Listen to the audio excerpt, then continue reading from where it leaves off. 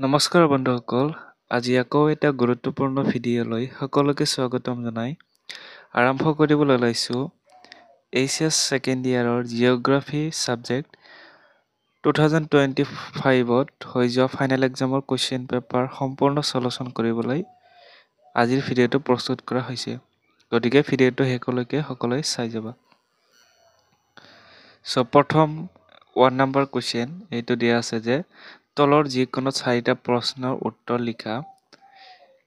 এ নম্বৰত দিয়া আছিলে যে নিম্নত কোনটো অৰ্থনৈতিক ভূগোলৰ উপক্ষেত্ৰ নহয়। 1 নম্বৰত দিয়া আছে যে সম্পদ ভূগোল, 2 নম্বৰত দিয়া আছে উদ্যোগ ভূগোল, 3 নম্বৰত চিকিৎসা ভূগোল আৰু 4 নম্বৰত পৰ্যটন ভূগোল। ইয়াৰে আপোনালোকৰ কাৰেক্ট এনচাৰটো হ'ব অপশ্যন নম্বৰ 2 উদ্যোগ ভূগোল। নেক্সট বি নম্বৰ কুৱেশ্যনটো দিয়া আছিলে যে নিম্নত কোনটো বয়সৰ গোট কৰ্মঠ জনসংখ্যা গোটৰ অন্তৰ্ভুক্ত। এইটো আপোনালোকে নিশ্চয় জানে 15 to 59 ইয়াৰ মানে 15ৰ পৰা 59 বছৰলৈকে। এইটো হ'ব কাৰেক্ট এনচাৰ। তাৰপিছতে নেক্সট চি নম্বৰটো দিয়া আছিলে যে নিম্নলিখিত কোনবিধ ৰোপণ শস্য নহয়। ৰোপণ শস্য কোনবিধ নহয় সেইটো লিখিব দিছে, অৰ্থাৎ কোনটো হয় সেইটো লিখিব লাগে। এ নম্বৰত দিয়া আছিলে ৰবৰ, 2 নম্বৰত কফি, 3 নম্বৰত ঘেঁহু, 4 নম্বৰত কুঁহিয়াৰ। ইয়াৰে আপোনালোকৰ কাৰেক্ট এনচাৰটো হ'ব অপশ্যন নম্বৰ 3 ঘেঁহু।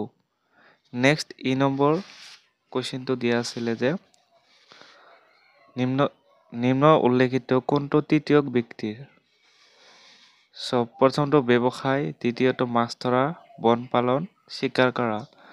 এইটো কাৰেক্ট এনচাৰটো হ'ব অপশ্যন 1 ব্যৱসায় ট্ৰেডিং। আৰু বাকীবিলাক মাছ ধৰা, বন পালন, চিকাৰ কাৰ্য আদি হৈছে প্ৰাথমিক ব্যক্তিৰ উদাহৰণ। নেক্সট ই নম্বৰটো দিয়া আছিলে যে তলত উল্লেখ কৰা ভাৰতবৰ্ষৰ কোনটো প্ৰব্ৰজনৰ হ্ৰদ পুৰুষ প্ৰধান। পুৰুষৰ প্ৰধান প্ৰব্ৰজনৰ হ'ল গাঁৱৰ পৰা গাঁৱলৈ, গাঁৱৰ পৰা নগৰলৈ, নগৰৰ পৰা গাঁৱলৈ, নগৰৰ পৰা নগৰলৈ। ইয়াৰে বেছিভাগ গাঁৱৰ পৰা চহৰলৈ যায়, মানে গাঁৱৰ পৰা নগৰলৈ, ৰুৰাল টু আৰবান। তাৰপিছতে নেক্সট এফ নম্বৰটো যে নিম্ন উল্লেখিত ভাৰতবৰ্ষৰ নগৰসমূহৰ ভিতৰত কোনটো পৌৰাণিক নগৰ। ঠিক আছে, প্ৰথমটো লক্ষ্ণৌ, নেক্সট বাৰাণসী, তাৰপিছত আগ্ৰা আৰু চুৰাট। কাৰেক্ট এনচাৰটো হ'ব অপশ্যন 3 আগ্ৰা। নেক্সট যি নম্বৰটো কুৱেশ্যন দিয়া আছে যে ভাৰতবৰ্ষত নিম্নলিখিত কোনটো বছৰত প্ৰথম ৰেডিঅ' অনাতাঁৰ প্ৰসাৰণ কৰা হৈছিল। 1 নম্বৰত 1923 চন, তাৰপিছতে 1930 চন দিয়া আছে, 1927, 1930 আৰু শেষৰটো 1957। কাৰেক্ট এনচাৰ হ'ব 1923। এইখিনি আছিলে অপশ্যনেল কুৱেশ্যন, যিকোনো আপোনালোকৰ 4টা লিখিবলগীয়া অপশ্যনেল কুৱেশ্যন। ইয়াতে বহুতকেইটা দিয়া আছে, মাত্ৰ এটা লিখিব, 4টা লিখিব লাগে। তাৰপিছতে নেক্সট 2 নম্বৰ কুৱেশ্যনলৈ আহিছোঁ আমি যে নিম্নতসমূহৰ উত্তৰ লিখা যিকোনো 4টা। ইয়াৰে আপোনালোকৰ 1 মাৰ্কৰ কুৱেশ্যন ইয়াতে দিয়া আছে, এইখিনি চাই ল'ব। প্ৰথম এ নম্বৰটো দিয়া আছে যে খনন কাৰ্যত প্ৰভাৱ পেলোৱা এটা কাৰক উল্লেখ কৰা। ইয়াৰে এনচাৰটো হ'ব ভূ-ৰূপ। ঠিক আছে, নেক্সট বি নম্বৰটো দিয়া আছে যে খনিজ ভিত্তিক শিল্পৰ এটা নাম উল্লেখ কৰা। এইটো হ'ব ইস্পাত শিল্প। চি নম্বৰ দিয়া আছে বনজ ভিত্তিক কেঁচামাল ব্যৱহাৰ কৰা উদ্যোগ কেইবিধৰ নাম লিখা। এইটো হ'ব কাগজ শিল্প।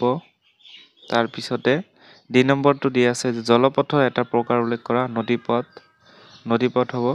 ই নম্বৰ দিয়া আছে অসমৰ এখন পাহাৰীয়া জিলাৰ নাম লিখা, কাৰ্বি আংলং নাইবা Dima Hasao. Next F number Barak নদীৰ এখন উপনদীৰ নাম উল্লেখ কৰা, জিৰি। বৰাক নদীৰ এখন উপনদীৰ নাম হৈছে জিৰি। তাৰপিছতে এচিড বৰষুণ সৃষ্টি হোৱাৰ কাৰণ জীৱাশ্ম ইন্ধন দহন। জীৱাশ্ম ইন্ধন দহনৰ ফলত কি হয়? এচিড বৰষুণৰ সৃষ্টি হয়। তাৰপিছতে নেক্সট 3 নম্বৰ কুৱেশ্যন লৈ আহিছোঁ আমি। চ' 3 নম্বৰৰ সমুদ্ৰৰ দিয়া যিকোনো 10টা আৰু 10টা লিখিব লাগিব 2 মাৰ্ক কৰি। এই নম্বৰত দিয়া আছিলে যে মানৱসকলৰ 2টা ক্ষেত্ৰ উল্লেখ কৰা। Mention 2 fields of human geography. So' ইয়াৰে এনচাৰটো আপোনালোকক স্ক্ৰীনত দেখুৱাই দিছোঁ, তেনেকুৱা ধৰণে প্ৰত্যেকটো কুৱেশ্যনৰ এনচাৰ লিখি যাব। চ' এই নম্বৰত মানৱসকলৰ 2টা ক্ষেত্ৰৰ নাম হ'ল বি নম্বৰটো নেক্সট ভাৰতবৰ্ষত ব্যৱসায়ত লিংগ অনুপাত নিৰ্ধাৰণ কৰা সূত্ৰটো লিখা। এইটো এনেকুৱা ধৰণে লিখিব। নেক্সট চি নম্বৰ মানুহৰ জীৱিকা বৃত্তিৰ ভিতৰত 2টা প্ৰাথমিক বৃত্তিৰ নাম উল্লেখ কৰা। নেক্সট ডি নম্বৰ মানৱ বিকাশৰ 4টা স্তম্ভৰ যিকোনো 2টা উল্লেখ কৰা। নেক্সট ই নম্বৰটো দিয়া আছে যে পোষণ কৃষি পদ্ধতিৰ বিভাগ 2টা উল্লেখ কৰা। তাৰপিছতে নেক্সট উত্তৰ ভাৰতৰ প্ৰায়বোৰ ৰাজ্যত মানৱ সম্পদ উন্নয়নৰ হাৰ নিম্ন স্তৰে হোৱাৰ 2টা কাৰণ উল্লেখ কৰা। এইটো আছিলে এফ নম্বৰ। চ' ইয়াৰে এনচাৰসমূহ আপোনালোকে স্ক্ৰীনত দিয়া ধৰণে লিখিব। তাৰপিছতে নেক্সট কুৱেশ্যন জি নম্বৰটো যে ভাৰতবৰ্ষৰ 2খন খনিভিত্তিক নগৰৰ নাম উল্লেখ কৰা। তাৰপিছতে এইচ নম্বৰটো দিয়া আছে যে ভাৰতবৰ্ষৰ 2টা কৃষি ঋতুৰ নাম উল্লেখ কৰা। নেক্সট দিয়া আছে দুবিধ অলৌহ ধাতৱিক খনিজ পদাৰ্থৰ নাম উল্লেখ কৰা। চ' এইটো আপোনালোকে স্ক্ৰীনত দিয়া ধৰণে লিখিব। নেক্সট যে নম্বৰ দিয়া আছে যে ভাৰতবৰ্ষৰ 2টা মুখ্য সমুদ্ৰ বন্দৰৰ নাম লিখা। চ' এনচাৰটো এনেদৰে লিখিব। ভাৰতবৰ্ষৰ 2টা মুখ্য সমুদ্ৰ বন্দৰৰ নাম হ'ল স্ক্ৰীনত দিয়া ধৰণে লিখিব। নেক্সট কে নম্বৰ 1911 চনত ভাৰতবৰ্ষৰ কোন 2খন ঠাইৰ মাজত সৰ্বপ্ৰথম বিমান পৰিবহণ আৰম্ভ কৰা হয়। চ' এইটো স্ক্ৰীনত দিয়া ধৰণে লিখিব। নেক্সট দক্ষিণ ভাৰতৰ 2টা বিমানবন্দৰৰ নাম লিখা। দক্ষিণ ভাৰতৰ 2টা বিমানবন্দৰৰ নাম হ'ল এনেদৰে লিখিব। নেক্সট একেবাৰে শেষ হ'ল কুৱেশ্যন যে আন্তৰ্জাতিক বাণিজ্যৰ প্ৰকাৰ 2টা কি কি? তাৰপিছতে একেবাৰে 4 নম্বৰ কুৱেশ্যন দিয়া আছে যে তলত দিয়া প্ৰশ্নসমূহৰ প্ৰতিটোৰ উত্তৰ 100টা শব্দৰ ভিতৰত দিয়া যিকোনো 9টা। চ' আপোনালোকৰ লং কুৱেশ্যন অলপ বহলাই লিখিব। চ' প্ৰথম কুৱেশ্যনটো দিয়া আছে এই নম্বৰত যে জনপ্ৰব্ৰজনত প্ৰভাৱ পেলোৱা কাৰকসমূহ ব্যাখ্যা কৰা। চ' জনপ্ৰব্ৰজন প্ৰভাৱ পেলোৱা কাৰকসমূহ এনেধৰণে লিখিব অলপ বহলাই। নেক্সট বি নম্বৰ দিয়া আছে যে মানুহৰ বৃদ্ধি আৰু বিকাশৰ অৰ্থ ব্যাখ্যা কৰা। চ' মানুহৰ বৃদ্ধি আৰু বিকাশৰ অৰ্থ এনেধৰণে ব্যাখ্যা কৰিব।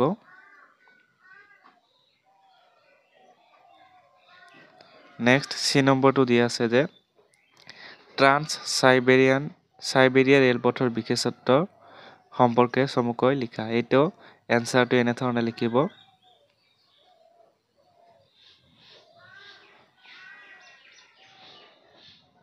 নেক্সট ডি নম্বৰটো ৰৈখিক বসতিৰ বিষয়ে চমুকৈ লিখা। ৰৈখিক বসতি আপোনালোকে নিশ্চয় জানে, যিবোৰ ৰাস্তাৰ কাষে কাষে বা নদীৰ দুয়ো কাষে গঢ়ি উঠা বসতিবোৰকে ৰৈখিক বসতি নামে পৰিচিত। চ' এইটো আপোনালোকে এনচাৰটো এনেধৰণে লিখিব।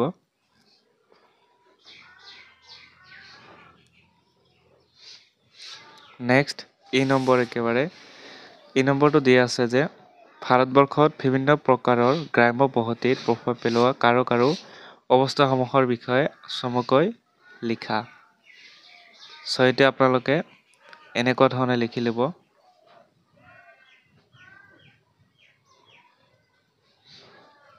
নেক্সট এফ নম্বৰটো দিয়া আছে যে ভাৰতবৰ্ষত চাহ খেতিৰ এলেকাসমূহৰ বিষয়ে চমুকৈ লিখা।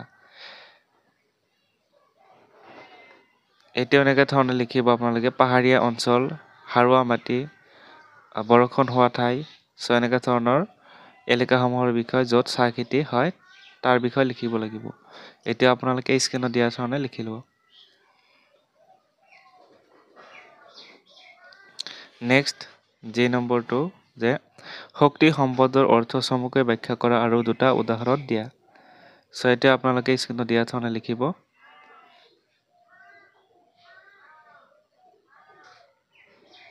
নেক্সট এইচ নম্বৰটো দিয়া আছে যে যিকোনো দেশৰ ঔদ্যোগিক বিকাশৰ ক্ষেত্ৰত ল আৰু তীখা উদ্যোগক মৌলিক বুলি কিয় গণ্য কৰা হয়? চ' ইয়াৰে এনচাৰখিনি দিয়া আছে, আপোনালোকে তেনেকুৱা ধৰণে লিখিব পাৰে।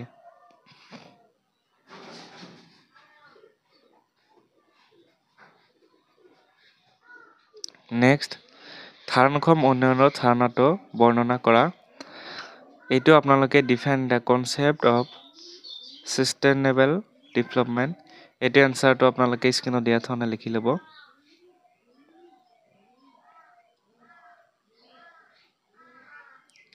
নেক্সট আহিল যে নম্বৰ যে ভাৰতবৰ্ষৰ প্ৰস্তৰভিত্তিক ৰেলপথ বিভাগসমূহৰ বিষয়ে লিখা। Write about the what best railway categories in India. So' ইয়াৰ বিষয়ে লিখিব লাগে। আপোনালোকে স্ক্ৰীনত দেখা ধৰণে লিখিব পাৰে। চ' নেক্সট আমি আলোচনা কৰিম কে নম্বৰলৈ আহিছোঁ একেবাৰে। চ' কে নম্বৰটো দিয়া আছে যে চাহ খেতিৰ বাবে অসমত বৰ্তি থকা অনুকূল পৰিৱেশৰ বিষয়ে চমুকৈ লিখা। চ' এইটো আপোনালোকে স্ক্ৰীনত দিয়া ধৰণে লিখি ল'ব। তাৰপিছতে নেক্সট এল নম্বৰলৈ আহিছোঁ আমি যে কপাহী বয়ন শিল্পৰ উপভাগৰ বিষয়ে চমুকৈ আলোচনা কৰা। চ' এইটো আপোনালোকে এনচাৰখিনি এনেধৰণে লিখি ল'ব।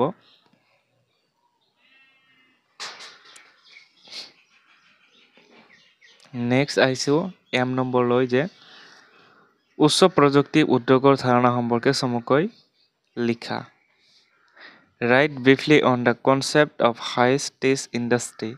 চ' ইয়াৰ বিষয়ে আপোনালোকে স্ক্ৰীনত দেখা ধৰণে লিখিব পাৰে।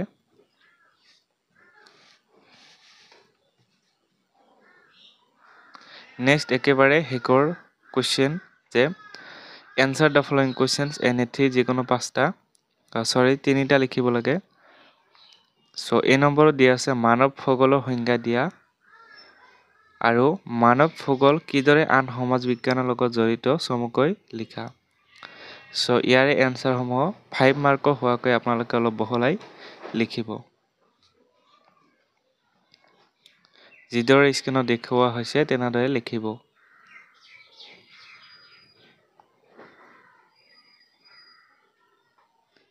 নেক্সট বি নম্বৰটো যে জনসংখ্যা বিতৰণ প্ৰভাৱ পেলোৱা কাৰকসমূহৰ বিষয়ে আলোচনা কৰা।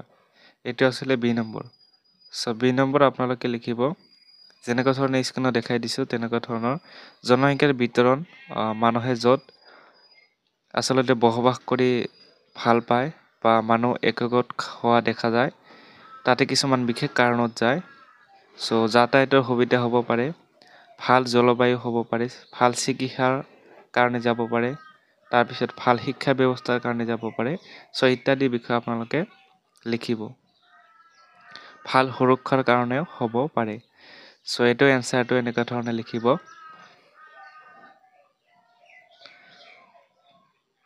নেক্সট চি নম্বৰ একেবাৰে যে জল পৰিবহণ ব্যৱস্থাৰ সুবিধাসমূহ ব্যাখ্যা কৰা। জল পৰিবহণ ব্যৱস্থাৰ সুবিধা বহুতো আছে। চ' তাতে আমি যাতায়াত ব্যৱস্থা খুব কম বেছি খৰচ নহয়। যেনে আপোনালোকে ধৰিব পাৰে যে জল পৰিবহণ ব্যৱস্থাত কোনো ধৰণৰ ৰাস্তা নিৰ্মাণ কৰিব নালাগে এটা। তাৰপিছতে নেক্সট লিখিব পাৰে জল পৰিবহণ ব্যৱস্থাত অধিক বা ভাৰ বস্তু আমি কঢ়িয়াব পাৰি। তাৰপিছত নেক্সট ভাড়া কম হয় জল পৰিবহণ ব্যৱস্থাত। তাৰপিছতে প্ৰদূষণ নহয়। চ' এনেকুৱা ধৰণে লিখিব পাৰে। নেক্সট আপোনালোকে স্ক্ৰীনত দিয়া ধৰণে লিখিব পাৰে। চ' নেক্সট আহিল ডি নম্বৰ যে ভাৰতবৰ্ষত জল প্ৰদূষণৰ মুখ্য কাৰক আৰু তাৰ পৰিণাম ব্যাখ্যা কৰা। অৰ্থাৎ যি ভাৰতবৰ্ষত জল প্ৰদূষণ হয় বিভিন্ন কাৰণে গেলাপচা সামগ্ৰী, প্লাষ্টিক জাতীয় সামগ্ৰী, নদীত গা ধোৱাৰ ফলত আদি যি প্ৰদূষণ হয় আৰু এই প্ৰদূষণ জল প্ৰদূষণ আচলতে কি কাৰণত হয় সেইবোৰ লিখিব লাগে। তাৰপিছতে ইয়াৰ ফলত হোৱা পৰিণাম সম্পৰ্কে লিখিব লাগে। চ' আপোনালোকে স্ক্ৰীনত দিয়া ধৰণে লিখিব পাৰে।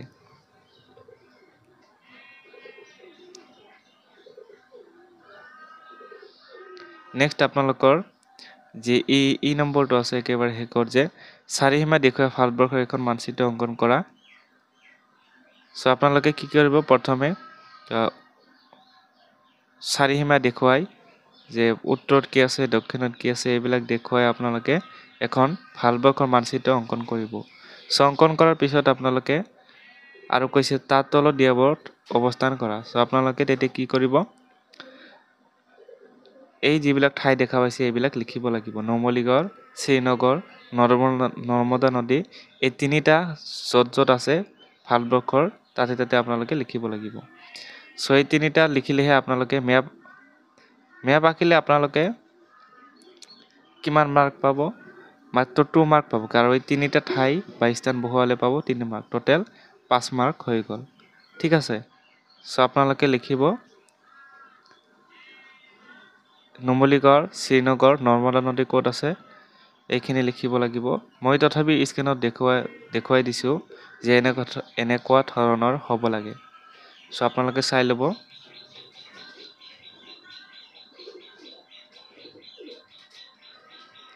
চ' এনেকৈ ধৰণৰ আপোনালোকে প্ৰথমে মেপ আঁকি ল'ব। তাৰপিছতে যিবিলাক দিয়া আছে এইবিলাক নাম লিখি ল'ব বা চিহ্ন দিব পাৰে। তাৰপিছতে চিহ্ন দি আপোনালোকে বেলেগ কোনো বক্স টাইপ বনাই লৈ লিখি দিব যে এইটো নুমলীগড় আছিলে, এইটো শ্ৰীনগৰ, এইটো নৰ্মদা নদী। চ' ভিডিঅ'টো ভাল লাগিলে শ্বেয়াৰ কৰিব, লাইক কৰিব আৰু আমাৰ চেনেলটো ছাবস্ক্ৰাইব কৰি ল'ব যাতে এনেকুৱা ধৰণৰ ভিডিঅ'সমূহ পাই থাকে।